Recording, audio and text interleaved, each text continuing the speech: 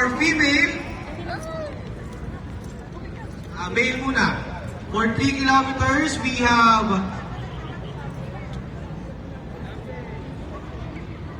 si Sir Ronel. Sir Ronel, taas po kamay na bib number. Ayan, si Sir Ronel, ayan, nag 3 kilometers, galing din siya ng 21 kilometer run kanina.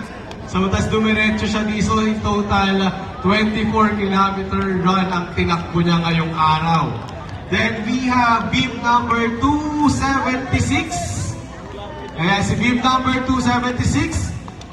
And then we have Sir Jam. Ayan, si Sir Jam, congratulations po for finishing the 3 kilometers. For a female, male pa rin pala to, 3 kilometers, bib number 316. Bib number 316. And last is 3 kilometers for male is si Sir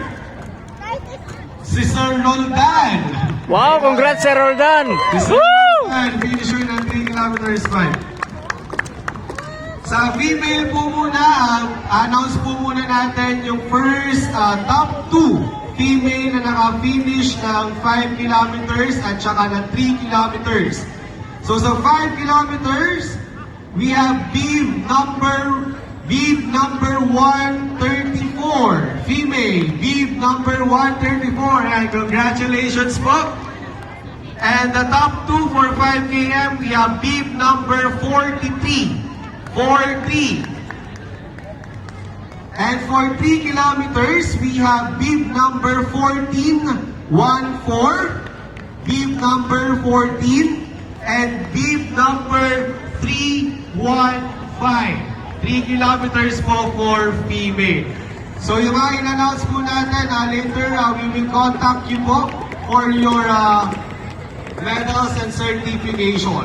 So now everybody, for our participants, we may now fall in line for our breakfast dito po sa ating side. Hindi na po ito fun run, pipila po tayo ng maayos. Hindi na po ito part ng fun run natin. Ayan, pila po tayo dito ng maayos. Dami nga, nag-fun run lahat. 2 lines po tayo. Sa pila na. Okay, wag po tayo magkagawa na yan. 2 lines po yan. Okay? Pakita niyo po yung bib number po ninyo kailangan Ma'am Linda. Okay?